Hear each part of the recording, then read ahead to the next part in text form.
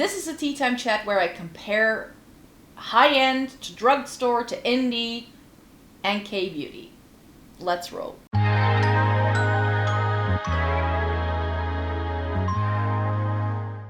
Welcome to everybody watching today. Thank you so very much for joining me. Today I have a video for you that I sort of factored into, like, this could be a good tea time chat. This was a suggestion by one of you guys in the comments, like, hey, could you like do a comparison, not just like packaging wise, but a little bit more in depth about like price point, formulas, and all that. So I have selected 10 eyeshadow palettes because I'm going to do this about eyeshadow palettes only to compare these different types of categories of makeup.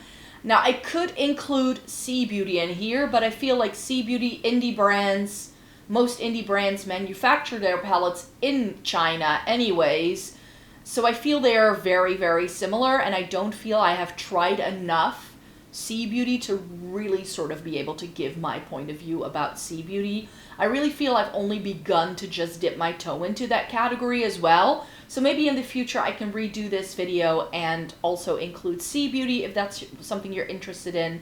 And I could, of course, do this type of video with other categories in my makeup collection. But I was like, you know what? I try eyeshadow palettes most. It's what I know most about formula-wise and like how things are supposed to feel versus how things perform, etc. So I just felt it was easiest for me to start there. And then if this video does well or you guys are super interested, I could talk about like blush and lipstick and like complexion products like foundations and stuff as well. I think I could easily do like 3 more videos with this same topic, but about like different types of like products, because I definitely feel that for me, my preferences lie in different areas in those different categories. With eyeshadow palettes, I have very, very solid opinions about those things, but when it comes to, for instance, blush, I'm a little bit more like all over the place. With lipsticks, I have very firm favorites, and with complexion as well. So let's talk. We're gonna start with the cheapest option. Well, not cheapest necessarily, but drugstore. And for drugstore, I have 3 examples here to showcase for you. I've got Essence Catrice and MUA. Now, when it comes to drugstore eyeshadow, I've decluttered a lot in my day. And not because it wasn't good, but because a lot of the drugstore makeup, at least eyeshadow that I have, was just not going to compete with other things in my makeup collection. So I think when it comes to discussing like drugstore makeup, also like allows me to discuss those other categories a little bit already. But I thought we could do that next, and then we can do K-beauty, because that I feel is next in price, and then indie brands, and then luxury. And then we'll like discuss all the pros and cons of those things as well. So with drugstore makeup, I feel a lot of people buy or gravitate towards drugstore makeup because it's just a little bit easier on your wallet. Getting a little bit more bang for your buck is, of course, especially nowadays, something that a lot of people are looking for. And you can definitely get a lot of bang for your buck at the drugstore, or at like a under 20 euro, under 25 euro price point. That's sort of what I'm talking about when I talk about drugstore. I know for some people that's very expensive. Different countries have different price points. But over here, drugstore makeup, where I live, is like upwards towards like 25 euros nowadays. I very deliberately chose brands that are cheaper than that. But if you look into your like L'Oreal, your Maybelline, that sort of area of drugstore, that's like pushing around the 20 euro mark over here by now. These don't. These are all like, I think these palettes are all under 10 euros. Some of it is even under 5. And these are still good. These have stood the test of time and made it through my makeup collection for sure. But here's the big caveat with drugstore. It's a bit like buying a lottery ticket. You never know with drugstore in advance whether it's going to be good. I feel with drugstore, it takes a lot of trial and error to find the things that work for you, whether it's shade-wise, whether it's formula-wise. And then, even though it's cheaper, because you tend to buy more or because you have to try more, to find a thing that works best for you, it can still get expensive in the end. So I feel that the idea of like cheaper makeup, there's merit in it. You can find lovely things in the drugstore. I'm not gonna knock it because these are 3 of my favorites, and some of these have been in my makeup collection for years, and I've bought more of these over time, and I've kept those as well. So I'm not saying that drugstore cannot do good makeup. They can do good makeup. It's just that if you walk into the drugstore and you pick any palette off the shelf, you're not going to be certain it's going to be good. Like, I don't even own a Maybelline eyeshadow palette anymore because they just don't really do the good stuff, I feel. So, you know, so there are definitely also brands within the drugstore that are just not really good at every product that they do. So just because it's on the shelf, and especially like Maybelline has had the same eyeshadows on their shelves for years, and like, is anybody still buying that? It was crap 10 years ago when they released it, and it's still crap till this day. I mean, but yeah, these are the 3 brands that I think do some really nice eyeshadows, but you just have to wade through and find the things that work. When it comes to MUA, I feel that these little 5 pans and also their 15 pans are the most solid pick at a drugstore price point, with the formula being very consistent across all of the palettes that I've tried.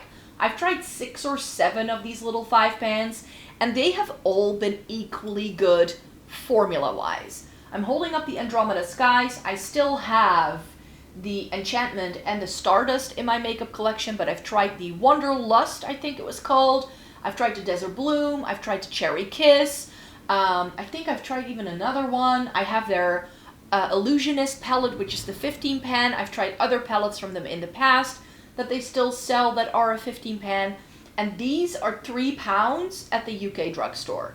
Now the problem with drugstore as well is that not every drugstore brand or product is easy to get in a lot of different places. A lot of drugstore brands are very difficult to find online. So with a lot of the other categories, it's a matter of finding the website that ships to you and you're good. With drugstore, it can be very difficult. It's why I'm holding up this. I can find this here in the EU on Notino, but I know that this is impossible to find in the US. So it's really good. It's very affordable, but it's not really something you can find very widely. So that, I feel, is another downside to trying drugstore. It's very difficult sometimes to have things shipped over. Some websites do sell it, but then there's a huge markup, and then you're paying triple for a product that in the country where it's originally sold, where, you know, it's going to be, like, you know, so much cheaper. So I do feel that that is a caveat with drugstore makeup that you don't really have with the other brands. With drugstore, it's much more tailored to a certain market, and the products are priced according to what's going on in that market. So prices vary widely, shade ranges vary widely. So even if you do have MUA in your country, you may not be able to buy this particular palette because they only stock 2 out of 3, you know? So this I love. I'm gonna give it a swatch because we're talking about formulas here. But you can find drugstore eyeshadows, like you'll see here, that are as good as some of the other things I'm still talking about. So when it comes to having really good eyeshadow, it doesn't have to break the bank, but in order to find the good eyeshadow, it may have to break the bank. That's the downside to drugstore, because you may have to try a lot or find a lot of really good reviews. And that's something that I have also found in recent years, is that it's becoming more difficult to find good drugstore reviews. I'm not sure if you've noticed, but there's such, like, I definitely think, especially when creators become bigger and you get sent more in PR, that it's very easy to just fill up your content with the things that you are sent in PR, and drugstore brands rarely send out PR. Like, people who get Maybelline for free are like huge creators with ginormous followings. And one of the reasons, like I've explained this in the past, one of the reasons why I don't try more Maybelline and L'Oreal is because it's not sold here. Like, you see these announcements of what's new for Maybelline and L'Oreal, and I know that in the Netherlands we'll get it next year. then it makes no sense for me to talk about it. But if it's a product I'm still very naturally drawn to, I bought some new Maybelline bits at the start of the year, and I've been loving them. So I will still organically buy those things with my own money. It's not that I'm totally against it, but in terms of reviewing it, like someone in the States has already reviewed the entire blush range of the Cloudtopias like 3 times over by the time I can even talk about the product. So that's another downside for sure. But Essence and Catrice, the reason why they are a main feature here on the channel is, of course, because I can get them very easily. Unlike many other people here in the Netherlands, because we're close to Germany, and Essence and Catrice are both owned by Cosnova, that's the name of their mother brand, is based in Germany. So we get these products super quickly, and that's why I talk about these brands so often, because it's what I can find at my local drugstore and go out and buy. They can do really good eyeshadow. I have several palettes by them that I keep in my collection or in my makeup memory box to remind myself how good their eyeshadow can be. But especially with these 2 brands, this goes for their entire lines, not just the eyeshadow. You really have to dig through and find the good stuff. And that's why I do my first impression videos. So if they have new palettes out, I always tend to try them and see what they have. Sometimes they do really exciting color stories that nobody else is doing, with like cooler tone neutrals with a pop of teal. Again, let me swatch it for you. I'm gonna swatch mainly shimmer so you can, I'm a bit of a magpie, so I love a shimmer over a matte. Like every brand can do good mattes nowadays, but the shimmers is where they differentiate. Like, look at that, that's beautiful. Really nicely pigmented, really nice shine to it. And that was like €5 at the drugstore. I think these are like 7 or 8. But Catrice has an entire line of these palettes, and they do different color stories every drop they do. And I've just kept my favorites over time. And they sometimes do more unique things. Like, what brand in recent years has put out a burgundy eyeshadow palette? They haven't. But Catrice does. So sometimes they hit the mark right on the head. But sadly, for like our budget-friendly fam, like if you're looking for budget-friendly options, not everything you find at the drugstore is going to hit it out of the park. And these 3 options do. These are lovely. I love all 3 of them. They are really, really good, but they are not like easy to find. And I do think that if you then start spending money and you only can spend it once, sometimes, I'm not saying you have to do this all the time, but sometimes buying nice in makeup means buying it once, but buying loads of cheap things means you're buying almost as much as some of the more expensive stuff I'm going to be talking about. So it depends on what you want and what you're willing to test out, and are you willing to do the work to find the good stuff at the drugstore, which includes not just testing things out yourself, but digging through the internet and social media and finding the reviews and swatches and putting hours of effort into finding the good stuff. Yeah, you're gonna have to watch a lot of content to find the good stuff at the drugstore, I feel. So it's a time and energy sort of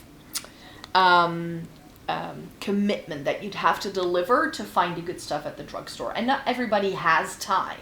Like, we have no money and we have no time. So what are we gonna do then? K-Beauty, I feel, is in a league of its own. It very much fits the drugstore price point, even though these palettes have also gotten a lot more expensive since I bought mine. I've got Clio here and Roman. Those are my 2 favorites when it comes to K-Beauty eyeshadows. I get these on YESSTYLE. I'm affiliated with them, so if you want to use my code, you can. But yeah, I have discovered K-Beauty because I struggled finding so many things at the drugstore. Either undertone-wise, color-wise, good eyeshadows, innovative products. I just don't feel that is currently happening at the drugstore. But if you find good K-Beauty stuff, or Asian beauty in general, we could rope in C-Beauty here as well, some J-Beauty even. But K-Beauty especially, when it comes to skincare, when it comes to makeup, this is where the innovation happens. And a lot of the higher end brands that we have here in the West that are super popular, like a Rare Beauty for instance, get their formulas from Korea. And then I'm like, all they're doing is adapting Korean techniques and trends and formulas and sort of translating it to a Western market. That's what Rare Beauty is really good at. But if you buy it from K-Beauty Brands itself, it's going to be cheaper than getting it from Rare. The undertones may be different because, of course, they do tap into a very different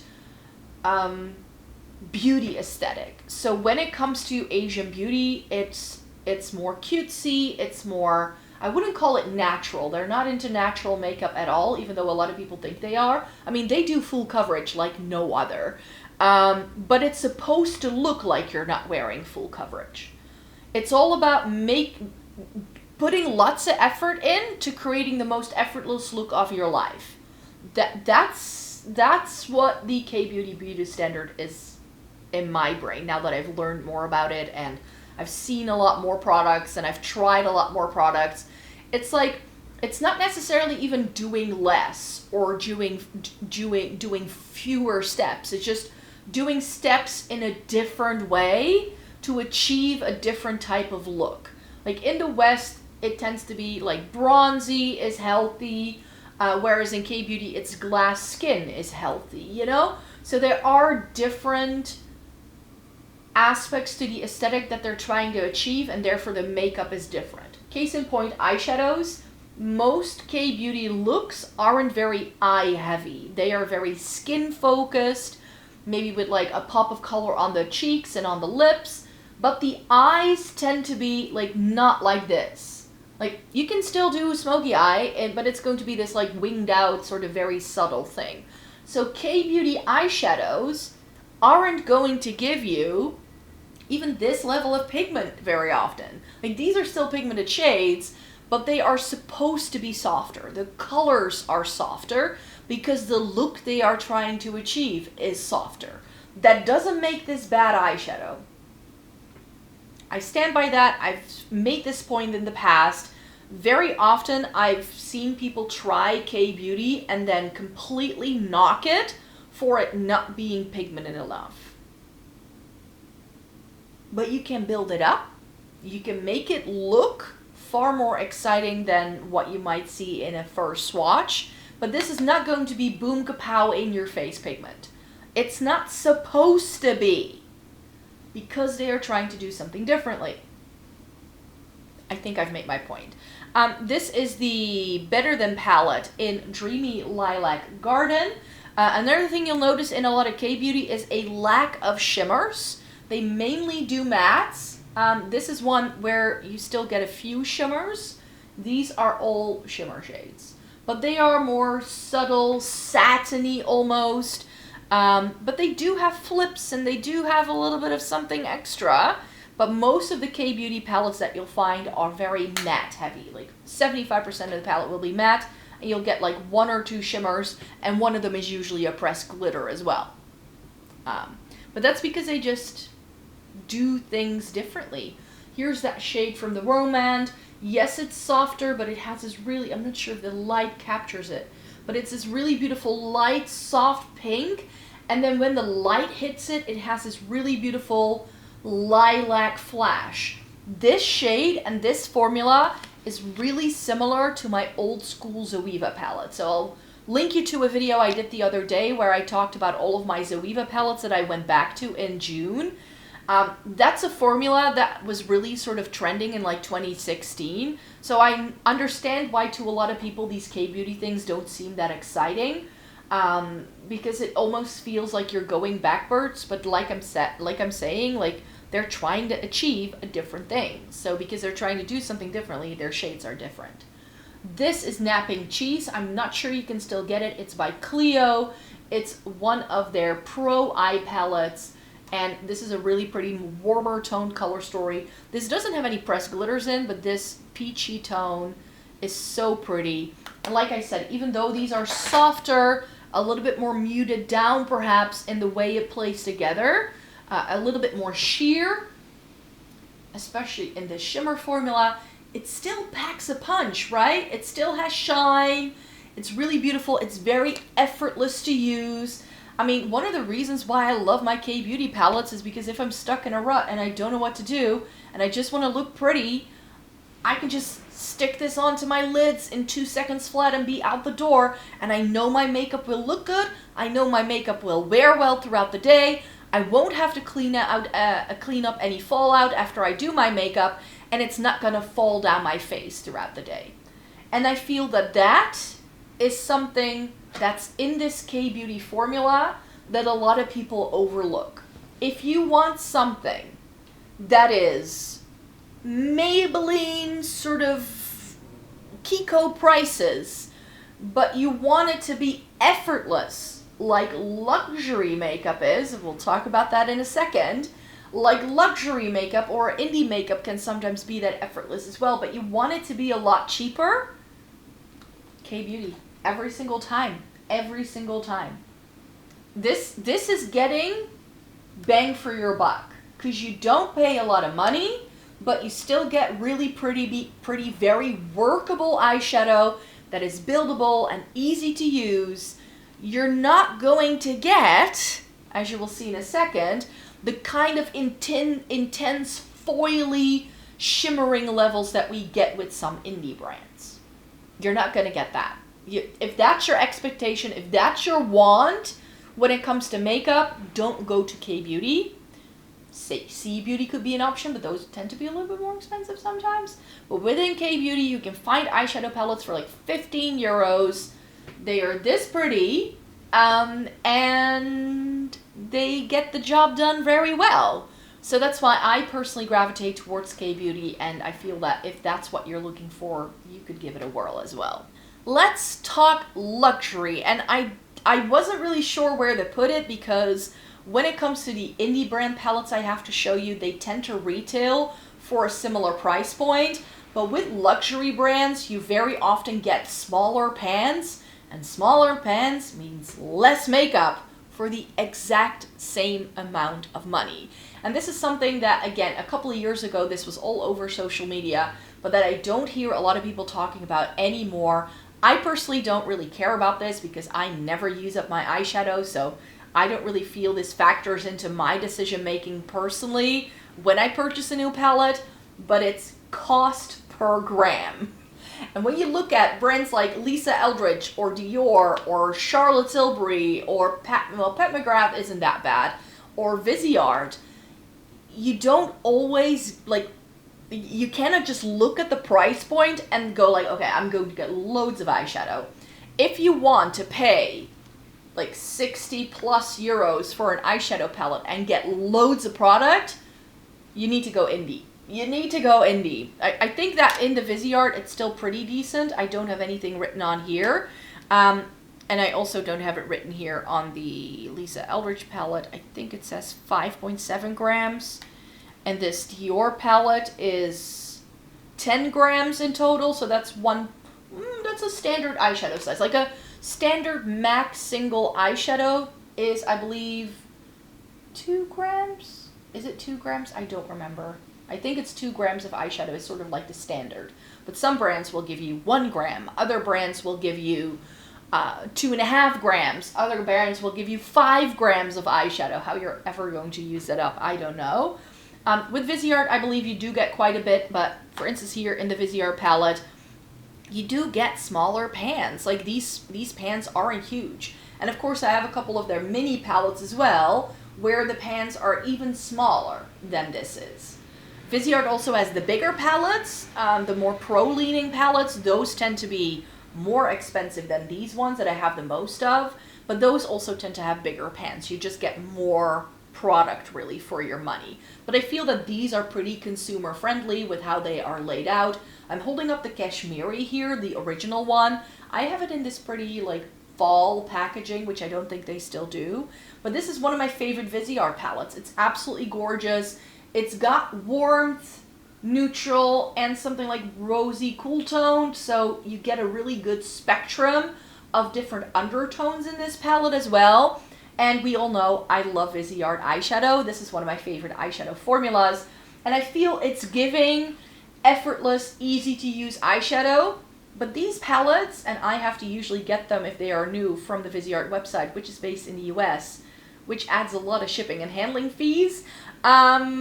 So this ends up being a lot more expensive than this is for me. Even with the three, like if I were to get one of these palettes and with the additional €3, these are still going to be under €30, even with the new prices on YESSTYLE, but YESSTYLE does loads of sales, so you can easily get those and like at a cheaper price point than what they look like on the website.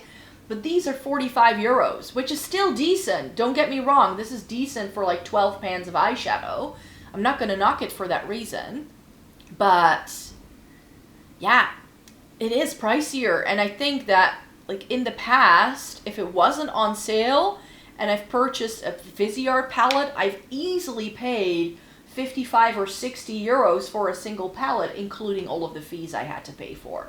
They are sold through Boozy Shop here in the Netherlands. I know they are also listed on other websites, so Viseart is a little bit easier to get that way, but I do feel those websites like charge a higher price point. I believe on Boozy Shop, this exact palette also retails for 55 euros. So even though I can get free shipping, I still end up paying a similar price point than what I pay when I get it from the US, which is why with Viseart, I very often wait until they do some sort of sale on their official website, because it's just the easiest way for me to get it. It's the most cost effective. I have to wait, it's a bit cumbersome, but in the end, with all of the fees and whatever customs and all that, and having to wait 6 weeks when it's Black Friday, I feel it just makes it a little bit more worth it than adding on all of those fees. So here we have the Viseart palette. I swatched one of the taupey shades because of course I love a good taupe. And you can see it's like a very similar sort of vibe. It's actually a really similar shade to the one from MUA. These are almost identical. So I found a dupe in my makeup collection. Dior, these Backstage palettes are really, really good. Especially again, if you want something effortless, a little bit more satin leaning. These are really, really good eyeshadows. But like I said, it's 9 shadows. It's just 10 grams. So it's just over a gram of eyeshadow in each one of these pans. So you don't get a lot. And these retail easily for like 60 euros.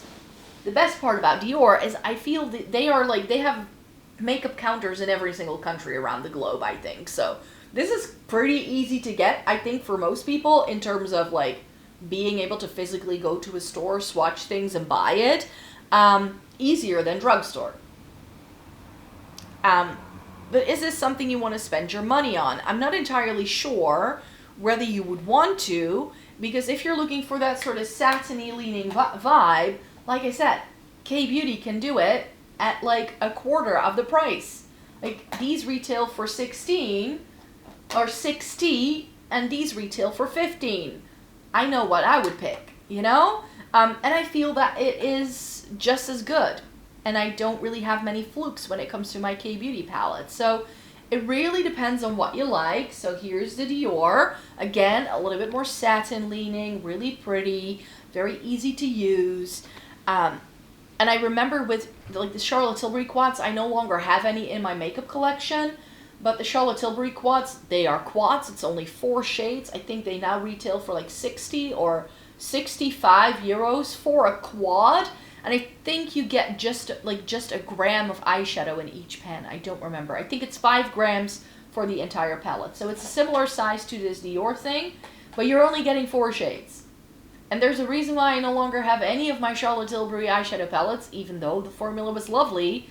I have things that are very similar that I think are better and that are cheaper as well. So that's why for me, K-Beauty is very much that sweet spot, you could say.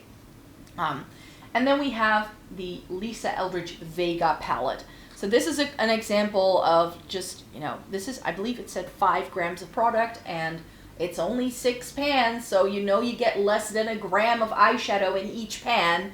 This could potentially be used up super quickly if you were to use it every single day. Is the packaging beautiful? Yes, we haven't really spoken about packaging yet. Very often, if you buy more luxurious brands, the marketing is what you pay for as well.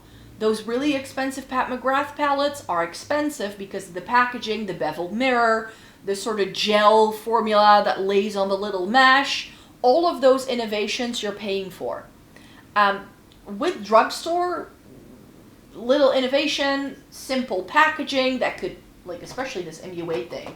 Like, I'm always afraid to, like, I would never travel with this because it could break so easily in your makeup bag. Like, when you're, like, opening this up, like, it looks so clunky and cheap and whatever. But, for instance, even though this is just basic plastic packaging from Dior, it's smooth.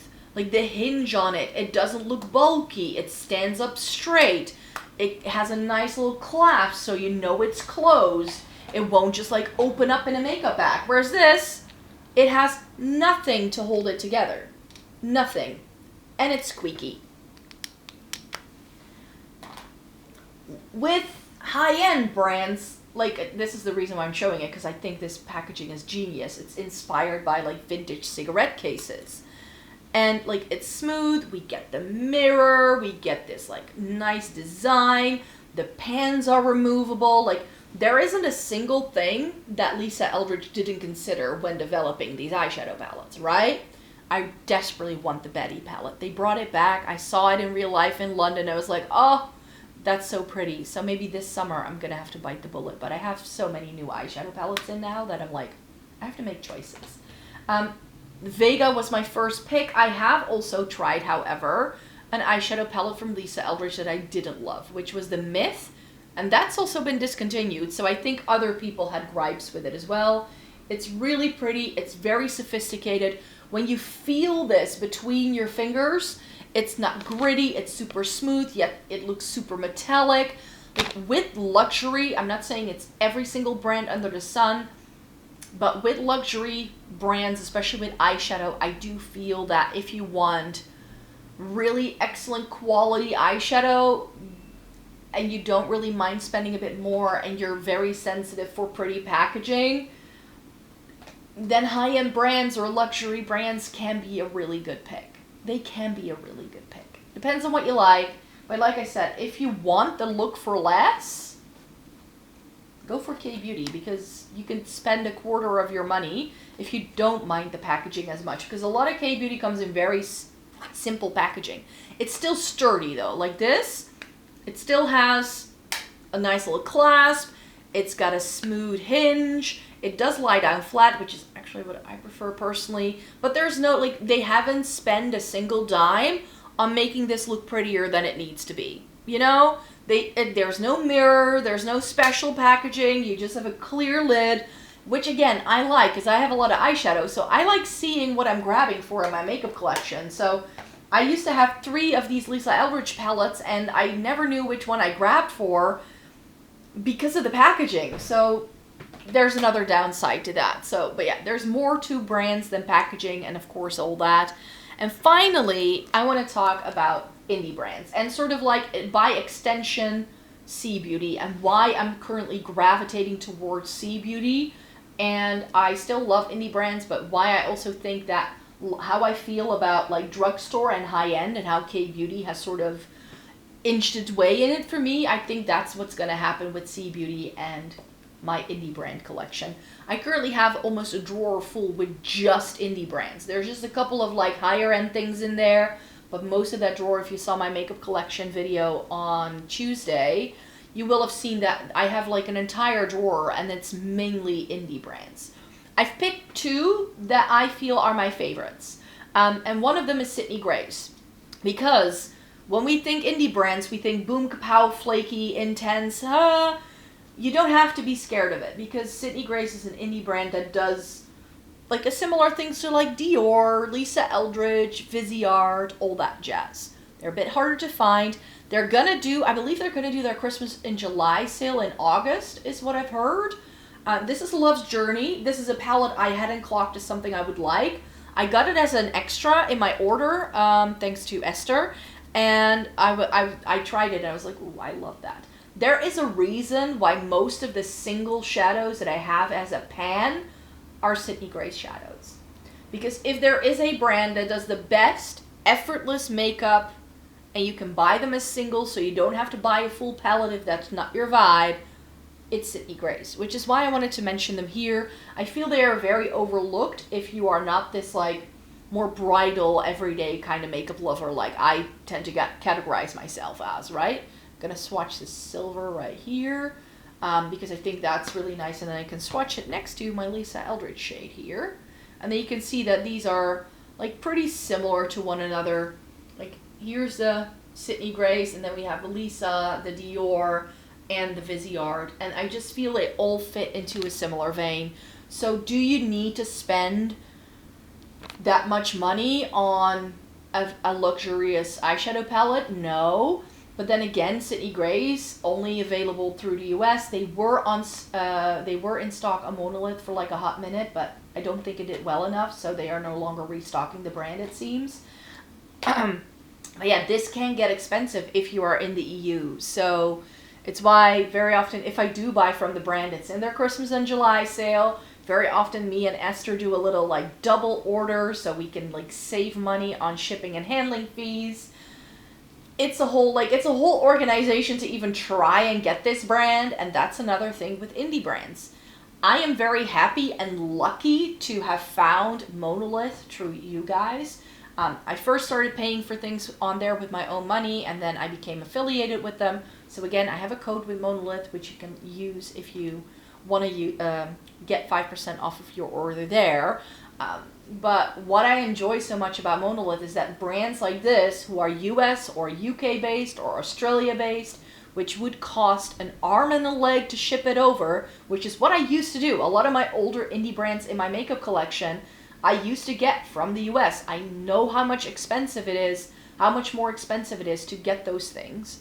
And Monolith tends to like ship them across Europe. They now do international shipping even, so I know that there are US customers who are using the website to get some brands that they have a trouble getting since the tariffs happened. So I do feel that a brand like the website like Monolith has made it a lot easier for me to shop indie brands. If it wasn't for that website, I wouldn't own so many. Because like I said, cost just through the roof. I've bought from Unearthly in the past with my own money on their website, from Fantasy Cosmetica, Menagerie, Cleona, Sydney Grace. I think I even ordered from Bella Beauty Bar through their official website, Cosmic Beauty, Blend Bunny. I've ordered from those brands through their official website all of the time. All of the time. And some brands, like I remember Nomad, also a US-based brand, now has a fulfillment center in Europe. So I think they're based in Ireland. So if you place an order from the EU, they ship it from their Irish warehouse. I know that Lisa Eldridge operates like that as well online, where her website, you have to select what country you're in because they have different fulfillment centers for different people, like different areas around the globe. And therefore different things will be in stock in different areas depending on how quickly things sell out. Odin's Eye is an indie brand that, because they manufacture in China, they ship your palette directly from China. Even though Odin's Eye is Swedish, and Kaleidos does this too, by the way. Kaleidos is like, they are a US brand, but they're also like part C beauty almost. They're another one of those brands that takes Asian beauty trends and sort of translates them for the Western market. But they also ship directly from their Chinese manufacturer. So it really depends on how the brand organizes things, how things are going to go, and therefore whenever you see a brand that you're interested in, always have a look at the fine print on their website, because they will say, like, if you're not in this region, you're gonna have to like expect additional fees when you get it shipped to you. I cannot decide that for all people around the globe because every territory is different, every country is different. So if you are looking into products, please check the website that you're planning to order on and have a look, like, what does it say in their shipping policy? How much are you going to pay for additional shipping? What's the free shipping threshold? If you're in a different country, does that mean that you are going to have to pay additional fees? Website have that information, but it's very often tucked away. You need to scroll all the way to the bottom and it will say like shipping or whatever. And you always have, I always read that. If it's a website I've never ordered from, that's what I check first to see, okay, how is this gonna go? It will also give you an estimation of how long your package could take to arrive. So if that's 15 working days or business days, then you know what you can expect. I'm holding up Bella Beauty Bar as like an example of an indie brand I truly love. I have a lot of Bella Beauty Bar eyeshadow palettes. They're currently one of my favorite indie brands. What can I say?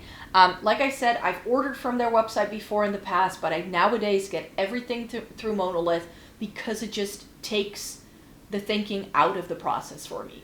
They are based in Germany. If they ship it over, it takes under a week to get here. It's super easy, right? And Bella Beauty Bar is stocked on there, so that makes it super easy for me to get as well. The Dark Dreamscape is lovely, and this has a couple of those like really flaky indie shimmers in that I think a lot of people appreciate indie brands for. Here's what the color story looks like. And when it comes to indie brands, I think indie brands became really popular online for a couple of reasons. They are indie, so independently owned. And then when it became easier to just invest a lot of money and get your like palettes from from China rather than like making it yourself, because I remember like when I first started buying indie brands, a lot of indie brands also like made their own shadows. A lot of them don't do that anymore. You're hard pressed to find an eyeshadow brand or an indie brand that still makes their own makeup. They very much outsource the production of the product to a manufacturer in China, and then they have it shipped to their warehouse. They do conceptualize the artwork, the color story. Of course, they are in talks with the manufacturer to discuss what formulas need to be put into the palette, etc., etc. But they no longer like hand mix the pigments. Yeah, so that's a good thing, I think, to know. And that's, I think, why I'm enjoying Sea Beauty so much, because this Bella Beauty Bar eyeshadow palette, when you have to buy it with your own money, I think it retails for 75 euros. Most Bella Beauty Bar palettes retail for around that price point, like 70, 75 euros. That's pricey, and that's not even the most expensive indie brand eyeshadow palette I've ever tried. I mean, I've tried Adept. Those retail for close to 100 euros. That's painful if you buy that and you don't like it, right? So beautiful, yes, but pricey. I mean, price point wise, if you just look at the one palette, it's more expensive than a Lisa Eldridge palette. This is 59 euros, 75 euros. 6 pans, 10 grams. 25 pans and probably like 30 grams of product. Like you're going to get a lot more eyeshadow in this, not just because you get more pans, but also because this is heavy, it's magnetized. You can put these into a singles palette like the Lisa Eldridge thing. I mean, this has so many options. If you don't like the configuration of these shades, you can mix it up completely if you want. It's got options. And it's got really beautiful special shimmers. This is why I selected this palette, because I wanted to swatch that shade for you. And this is what we now know indie brands for. It's the special shimmers. It's the cool color stories. They are doing the things because they are smaller brands that are not profitable for a Dior, for a Maybelline, for a Catrice or Essence. But what we have been seeing in recent years is that now that multi-chromes have become the norm, like an expectation that consumers have, the pigments have become cheaper, and now high-end and even drugstore brands are doing multi-chromes. I mean, Wet n Wild has an entire collection out at the minute with multi-chromes in. Like a couple of years ago, you couldn't think of drugstore brands having these things in. So it's sort of like this trickle-down effect where, like previously, I would say, like classically, I'm just going to give you a nice look at this swatch here for a minute. Oh, it's so good. This is why you want the palette, right? You shouldn't just buy an eyeshadow palette for one shade, people. I'm pretty sure you can find this exact sort of multi-chrome as a single from a different brand, or maybe even Bella Beauty Bar themselves. Just so you know, don't think you need the palette just for this one shade that I swatched. But it used to be, I think, like classically, like 15, 20 years ago when I first got into makeup, it was drugstore or luxury. There was like nothing really in between. You had a couple of makeup artist brands like MAC or things like that that were doing some more special things. But when I look at what I had access to, it was like drugstore or like department store makeup. So your Dior's, your Chanel's, those kind of things. And I feel like it used to be the case that more high-end, more luxury brands were the innovators. They made the new formulas, they came up with new things, and then the drugstore would copy that, or there would be an option available at the drugstore that was very similar but a different price point. We've seen this a lot with YSL, Maybelline, and L'Oreal. L'Oreal is, of course, the mother company that owns all three brands. And very often, like, there was the Touche Eclat from YSL that came first, and then L'Oreal had the Lumi concealer, which had the exact, like, the brush may fray a little bit more. There weren't as many shades, but it was essentially the same product. You know, because the brand owned, like, the L'Oreal as a company owned both brands, so they would have the one product out for a little while, and then it was, like, translated to a cheaper price point. I don't think it was like a one-on-one dupe, like formula-wise. There were always little changes that were being made. But I definitely think that in recent years, things have just started to shift. First, with indie brands driving more fun, creative color stories, multi-chromes, and like just the joy of artistry that makeup brings to the table as well. I feel that that is an area of makeup that indie brands cater to till this day very, very well. But they now have competition from C-Beauty, because a lot of C-Beauty brands, I'm not saying all of them, but a lot of them are doing really similar, very exciting shimmers and pigmentation and all that, but they very often format it more simply with things that aren't removable, that aren't like really heavy with a mirror and whatnot.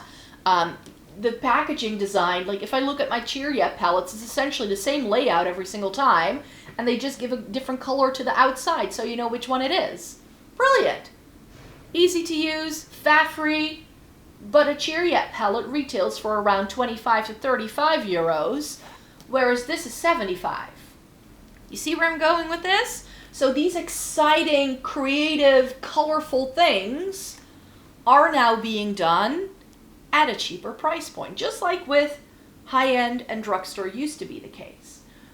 But I also think that, like, through globalization and let's call it capitalism, we now have access to a lot of different things. If you're willing to pay for it, you could buy every single K-beauty thing that is on Olive Young. I mentioned YESSTYLE already, but Olive Young is a Korean website. I've ordered from them once, but they don't fall under the same sort of shipping, like there used to be, like, I'm not sure how it's gonna go in the future, of course, but since the 90s there has been an exception for like Chinese shipping costs to Europe, and I think also to US, because of a trade deal to try and stimulate the Chinese economy. That's why shipping from China has been so cheap up until now. They've just changed EU regulations, so I'm very curious to see how that's going to impact the affordability of a website like YESSTYLE for me. That's something I'm currently trying to test out, but it seems like my packages are still arriving without any additional fees. They are all like, I just have notifications, it's on its way, and I'm like, okay, don't I have to pay like additional fees? I don't know. But in the next couple of months, I'm pretty sure that we're gonna see what effect it will have, that the EU now has legislation where you need to pay an additional 3 euros per item type on the shipping label. So you're really going to be dependent on how much you're gonna have to pay extra, how your website has like listed it on the shipping bill. So if it's like per item, then you're gonna be screwed, because if you have an order that's like 20 items, you're gonna have to pay 20 times 3. So that's like 60 euros you would have to pay in additional fees if it's like 20 different things. So be careful with this, know about this, and also know, because this is another misconception I see a lot sometimes, that's not the fault of the web shop. That's not like, I've seen this from people from the US who place orders with like Gloss Gods or Odin's Eye, or no, Odin's Eye maybe not, but like Gloss Gods or like Glam Shop or other brands that I've talked about, sometimes Monolith as well. Or I've seen it from people within the EU who like get something from Australia or another place, and then they're like angry at the web shop that they have to pay additional fees. I'm like, that's not on the website you ordered it from. The website will very clear. This is why I recommend, like, read the fine print and always look for their shipping policy to see how it works. Because some websites, I know for instance a website like Beauty Bay or Cult Beauty does this as well, Beautylish, where they will calculate the shipping and handling fees either as part of the price of the product on the website, or it's already added in your shopping cart before you pay. There are websites that do this, but not all websites do, because not all websites are big enough to be able to make these kind of deals or have the overview to be able to know, like, okay, ship to this country, we need to estimate that the product has to be priced up for this much, or this is what it's exactly going to cost, so that the customer will have a smooth sailing, process once the shipping leaves our warehouse. It's not possible for all brands. Like a brand like Sydney Grace or ColourPop, if I order from them, I'm gonna have to jump through those same hoops as people who live in the US and they order Gloss Gods or they order Lamp Shop or whatever it is you order. So know this, and that you really have to be very careful that this is not on the website that you order from. It's not on even the postal services that does the delivery. No, these are international trade laws that are coming into play when you do ship things into your country from another country.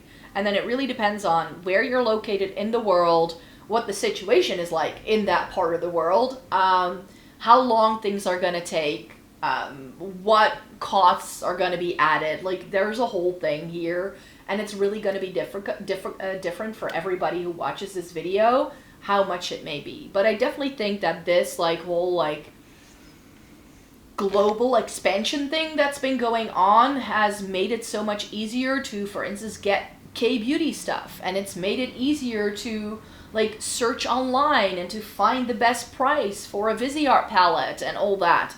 So I definitely think that it's given us access to a lot of things, but just because we have access doesn't necessarily mean it's going to be as cost effective as, getting a palette from your drugstore around the corner.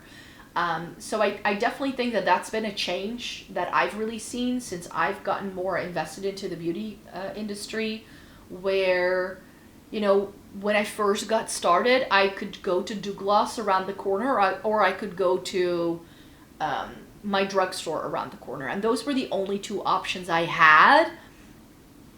And I could get things shipped over, but it was very difficult, and it wasn't all that transparent. And I remember that buying things online is really something that's grown, and that has made things a lot more accessible. Like I said, drugstore makeup is very difficult to find online.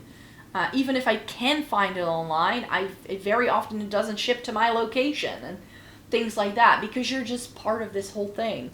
When it comes to what websites I use and stuff, I've done videos about that in the past, but I definitely think that these are sort of the caveats, the do's and don'ts of looking into any of these things, depending on what you want.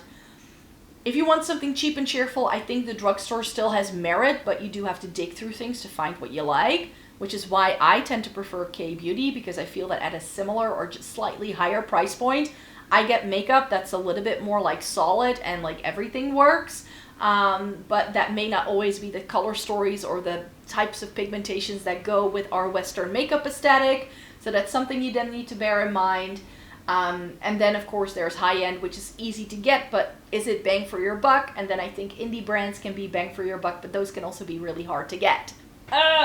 So I think there's a caveat to all four of these categories, and you need to make the decisions of what is right for you and what works for your situation, your budget, where you live, how quickly you need things. I would not buy an indie brand from a website that's in a different continent if you're looking to use that eyeshadow palette next week. because you have something important and that's what you need it for. You know what I mean? So use your sense, and then I think we should all be fine. But yeah, these are my 10 palettes that I quickly wanted to show you, some sort of like do's and don'ts of each of these 4 categories, and why I think that C Beauty is going to probably take over what indie brands are currently for a lot of people, at least for me. So thanks so much for being here today. Thumbs up this video if you liked it, and subscribe because I do make several videos a week. So hope to see you again in a new video really, really soon. Bye-bye.